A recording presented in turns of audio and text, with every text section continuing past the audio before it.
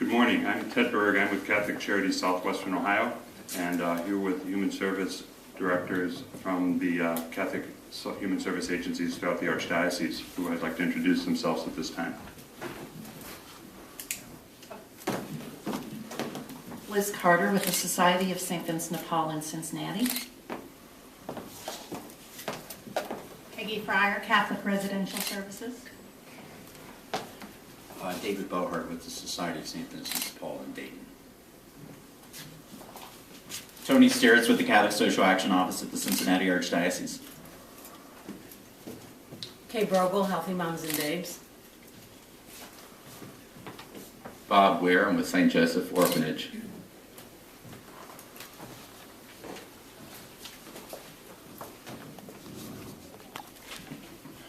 We're here to talk about protecting the poor from the fiscal cliff, and to begin, we believe that it's in our nation's best interest to lower the impact of long-term deficits on the health of the economy and debt on future generations, and to use limited resources efficiently and effectively. This important goal must not be achieved at the expense of the dignity of the poor and vulnerable. As Catholic agencies of the Archdiocese of Cincinnati, we provide a wide range of services to all in need without regard to faith. We will continue to aid those most vulnerable and serve everyone in need. Together, we provide food, shelter, prescription drugs, and emergency assistance to the poor and in times of disaster, protect the lives of the unborn, offer adoption services and parenting classes, and foster the health of mothers, children, and families. We deliver counseling to those in crisis, job skills training for the unemployed, educational programs for youth, and mental health services for the abused, neglected, and developmentally disabled. We also help migrants integrate into our communities, settle as refugees fleeing persecution from other lands, and support the work of the U.S. Catholic Church overseas in providing humanitarian relief and sustainable development to the world's poorest. The 11 Catholic Human Service Agencies gathered before you today combined to provide over 415,000 service deliveries in 19 counties area of the Archdiocese of Cincinnati, with a combined annual budget of over $90 million. All our agencies together, even in conjunction with faith-based and secular agencies, cannot meet the spiritual and material needs of all who are struggling through these difficult times. Responding to this challenge requires both unwavering personal and social responsibility. We conduct our ministries in partnership with essential government programs that provide a reasonable safety net to those in crisis while they work to get back on their feet. This is particularly so during our lingering economic downturn. Please keep in mind that providing these services is a much better result than not serving those who need some timely assistance to stop the situation from getting worse. Preventing an eviction and the trauma of losing a home is more effective than providing emergency shelter or recovering from being homeless. As Catholic agencies, we believe that serving the community is more than economics, but also the right thing to do and what our faith requires us to do. The resources of all our agencies would be immensely strained at this time should federal safety nets be frayed by drastic cuts. We ask that every budget decision should be assessed by whether it protects or threatens human life and dignity. To restate, we ask that every budget decision should be assessed by whether it protects or threatens human life and dignity. We ask that any budget proposal determine the effect on the needs of those who are hungry and homeless, those without work or in poverty, should come first. We ask that the government act in a shared responsibility with human service agencies to promote the common good of all, especially ordinary workers and families who struggle to live in a manner worthy of the dignity in difficult economic times. We believe that through tireless work of Catholic and all agencies, volunteers, and contributors, we effectively serve those in crisis. Together we will continue to confidently guide those who struggle now to self-sufficiency, so we may fully realize the dignity that God has given us all. And now, Liz Carter from St. Vincent de Paul would like to speak. Thank you, Ted, and good morning to everyone. Last year, St. Vincent de Paul volunteers gave 189,000 hours of time to assist vulnerable individuals and families with food, medicine, rent, utilities, housing, furniture, clothing, and many other necessities. St. Vincent de Paul volunteers made over 18,000 visits to struggling families in the 19 counties within the Cincinnati Archdiocese, and we see firsthand what it means to families who are struggling to have the assistance to make it day to day. One of the things that we find is that issues of poverty are not confined to a handful of inner city or low-income neighborhoods. And in fact, in recent years, the suburbs are actually the home to the fastest growing low-income population in our nation. In 2010, a full 1/3 of all low-income people lived in the suburbs, more than lived in cities, more than lived in small metropolitan areas, more that lived in non-metropolitan communities. This is an issue that touches families all across our community, and what holds true for the nation also holds true for us here in Hamilton County and Greater Cincinnati. For example, our St. Vincent de Paul Charitable Pharmacy provided at least 100 prescriptions to every single zip code in Hamilton County last year except one. It is a widespread issue, poverty. We absolutely believe that there's a moral imperative for us to reach out and to help those among us who are most vulnerable, who are most unable to stand on their own. But we also think that federal programs aimed at reducing poverty not only aspire to our higher instincts as people in a nation, but they're also an excellent investment of taxpayer dollars. For example, in Hamilton County, St. Vincent de Paul utilized emergency food and shelter program assistance for one-time rental payments to keep 166 families who were in danger of losing their homes from becoming homeless. Of those helped, about 75% were able to avoid eviction for 6 months to a year. So in dollars and cents, for an investment of $700 when the family most needed it, we were able to keep that family stable in their home, the kids in school, and the family moving forward. Whereas the cost of sheltering a family of 4 for 35 days and rehousing them is over $5,000. This makes good fiscal policy. The programs included in the Circle of Protection are not at odds with good fiscal policy and a strong economy, but rather they are perfectly aligned to the long-term goals that are so important to building strong, vibrant communities and a strong nation. So we urge our political leaders to ensure our strong future by supporting Circle of Protection programs today.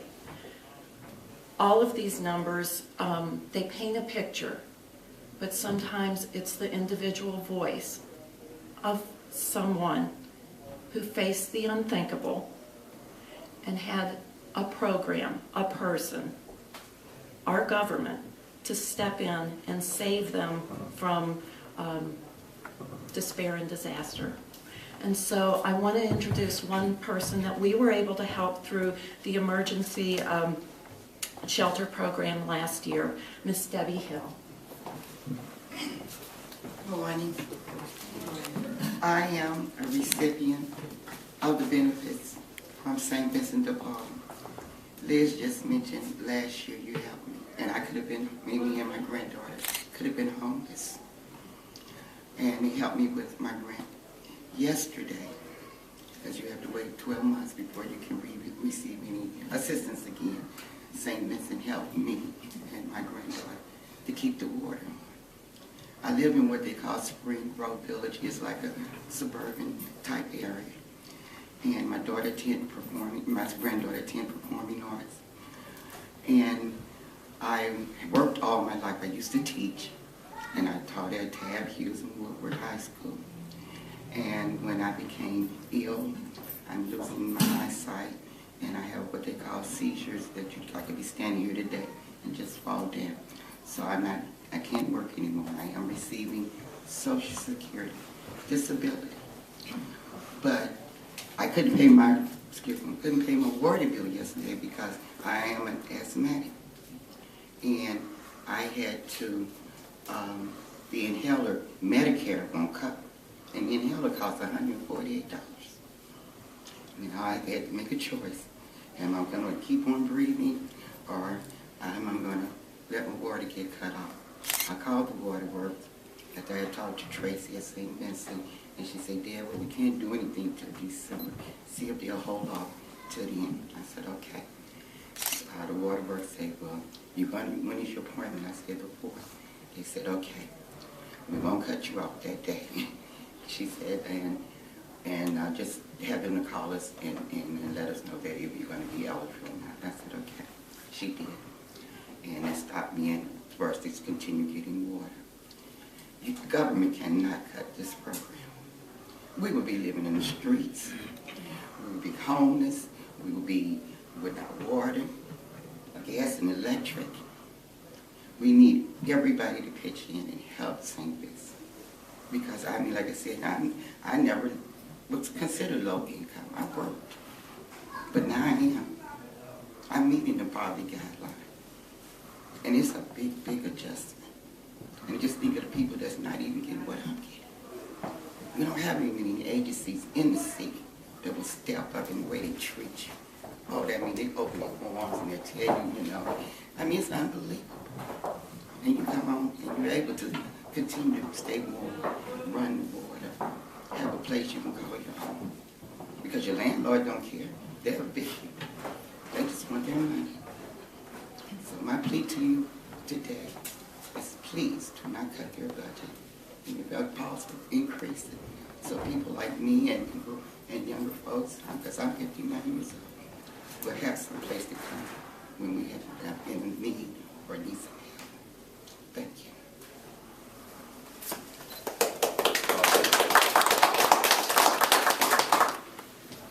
Thank you, Debbie, for sharing that. I'm Kay Brogel, and I'm with an agency called Healthy Moms and Babes. So picture this. A single woman thinks she might be pregnant and is concerned about how she will, all she will need to know to have a healthy baby and all the things she's going to need for that baby. She's also concerned about her ability to care for the child, both financially and to be a good mom. She comes to Healthy Moms and Babes, is given a free pregnancy test, which is positive.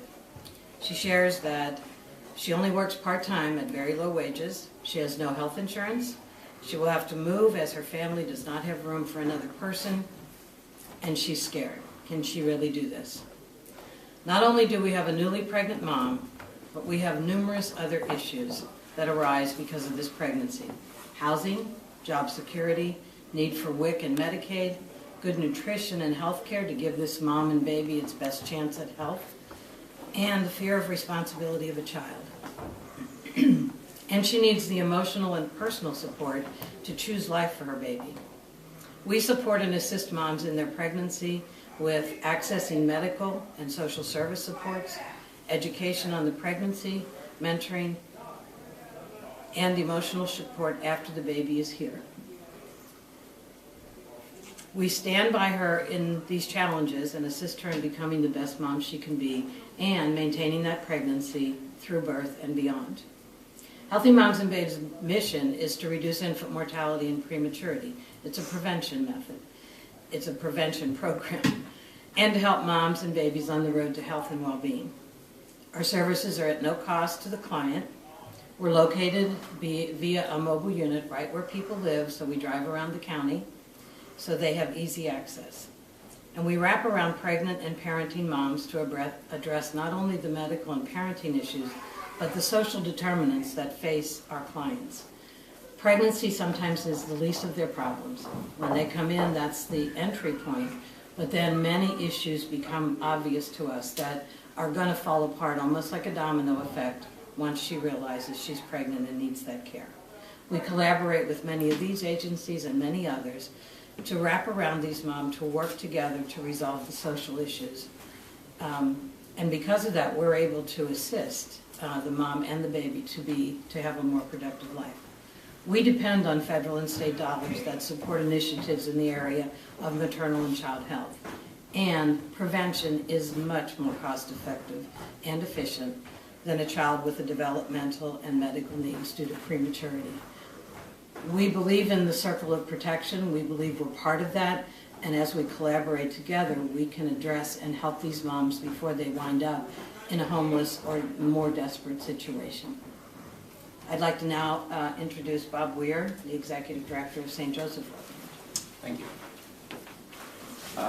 St. Joseph Orphanage, the theme that I wish to mention this morning, is part of a public-private partnership with government and with charitable enterprises such as ourselves. And organizations such as St. Joseph Orphanage depend on the programs that are at threat around the fiscal cliff. And we really believe from a social justice standpoint that the government, Congress, should protect the poor and people who are most at need. The example that I will give this morning is in our special education programs. In general, we serve about 1,700 children a year who are abused, neglected, extremely emotionally disturbed, or who have developmental disabilities such as autism.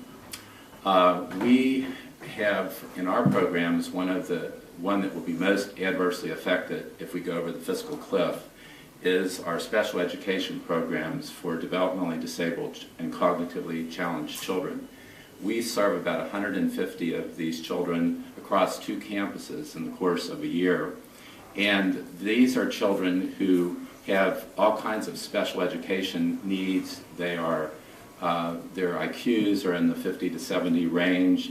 They have such pronounced behavior problems that they've been unable to be served in their school districts. Through Title I and the placement dollars of the school districts and the charitable giving that comes to St. Joseph Orphanage, we are able to serve them in special school settings where the ratios are incredibly helpful to their success. So, the theme I would like to leave with everyone today is that the Circle of Protection has great meaning to programs like St. Joseph Orphanage. It also is, in the best sort of way, emphasizes the benefits of public-private partnerships between government and charitable enterprises. Thank you.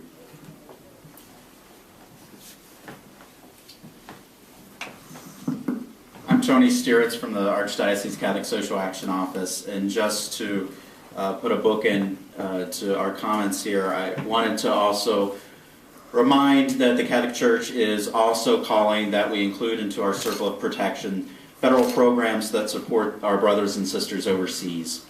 The sequestration would, across the board, cut almost all poverty-related focused international assistance programs. And this is a great concern to us because the Catholic Church nationally sponsors Catholic Relief Services, which is one of the nation's largest non-governmental organizations providing disaster relief and long-term development efforts in over 100 countries around the world. The Archdiocese, through our office, raises hundreds of thousands of dollars a year for Catholic Relief Services. And this work is done in appropriate partnerships with U.S. poverty-focused international assistance programs, which constitute less than 1% of the federal budget. Yet those programs provide food aid, vaccination, disaster assistance, refugee support, and basic education for children and people all over the world, saving lives and offering security to the world's poorest. Without these programs, or through the 8.2% suggested sequestration cut, HIV treatment for 276,000 people will not be available, potentially leading to 63,000 more AIDS-related deaths and 124,000 more children becoming orphans.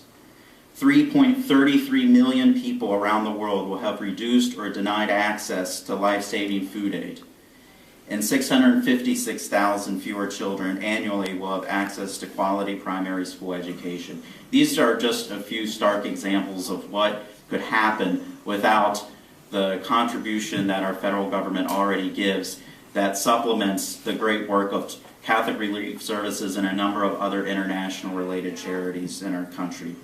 These public-private partnerships truly help both taxpayers and generous contributors to charity to maximize their investments to protect the lives and dignity of people in our local communities and throughout the entire world. They furthermore strengthen the health and security of our societies by stabilizing otherwise worsening situations related to poverty. Thank you, and we'll take any questions that you have. Tony, real quick, have you heard from the local delegation in Congress or the Senate on any of that?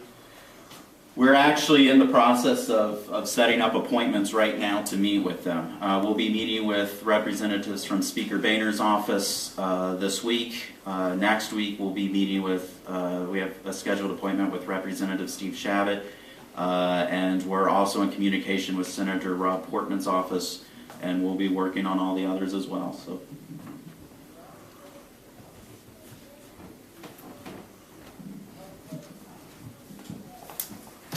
Hearing anything, you're reaching out to them. Have you heard them reach out? Have they reached out to you? They haven't been proactive yet. I think they're hearing, they really don't need to do much to hear the voices of a number of people who have concerns related to the federal budget. I think a lot of people are going to them. And so that's why it's extremely important that we raise our voice and that we make our message clear and known to them, that we take the initiative to tell them to be the voice of the voiceless and the poor, for the poor to speak for themselves and the purpose of these programs. So we're taking the initiative to do that. One item that I think is fairly troublesome that hasn't been talked about very much is the fact that the way sequestration works is that the cutback, across the board cutback, is projected to be between 7.8 and 8.2%, depending on who's doing the math. But there are specific programs that are likely to be exempted from sequestration that don't have anything at all to do with human services, primarily in the military and defense sectors, military pay, weapons systems, defense expenditures that some of which will be deemed politically necessary. The problem with that is for every dollar of sequestration, if it goes forward, that is every agency of government that is exempted, or every program that is exempted, actually adds to the percentage of cutbacks that we're getting. So I think that's, I just brought that up because that 7.8 to 8.2 or 8.4, that can very much move. And if we go over the cliff, it's not likely to move in the right direction. Is the funding, there's funding that is available for direct service programs, but there's also funding available for service programs such as AmeriCorps and similar service groups. And would that be in this whole group that would be likely to be sequestered, or is any program likely to be eliminated? Is there any? It's a perfect storm of catastrophe. I'd like exactly what it is, something about that, because in contrast to some of the other occurrences when government programs have been threatened, where you know exactly which ones are going to be cut and by how much, this sequestration issue isn't getting the attention nationally as it pertains to social problems and social programs as other times when programs have been threatened, because really no one has really calculated exactly which programs would be cut and by how much. But we know that they'll be cut deeply, as the 8% figure and perhaps higher just illustrated. But because there has not been specifics nationally in the news, I don't think the public, or for that matter maybe some members of Congress, are adequately outraged by the impact that these programs cuts could have. The continuum of care in Montgomery County and the continuum of care here are already dealing with a 3% cutback for the next fiscal year. And in the county, in Montgomery County, there are programs that are going to be eliminated, to answer your question. That's without even considering the effects of sequestration. The sequestration can create a domino effect. Yeah. that relies on local funds, that if there's not enough federal coming in, it could really damage it. I'm getting an idea what sequestration is, but could you define it? Sequestration, quickly, sequestration is essentially the result of the failure of Congress to come up with, Congress last year, because of the Budget Control Act of 2011, cut $1 trillion over the next 10 years. But on top of that, they had to cut $1.2 additional trillion over that time span. And that was the job of the much talked about super committee that met last year. And because of the failure of the super committee to come up with enough revenue and cuts to make that work, the Budget Control Act set automatically into motion this concept of sequestration, which would basically say every single program within the federal government that's not exempted will receive across-the-board cuts. It will be done by the Office of Budget Management, so that essentially Congress can't prioritize where the cuts happen. It'll just be coldly done across the board, and that's what concerns us, and that's our plea today, is that we need to prioritize, and we need to prioritize the programs that directly impact the poor and vulnerable. Okay, we'd like to thank you all for coming here today, and if you want to talk to any one of us individually afterwards, please feel free to do that. Thank you. Thank you very much.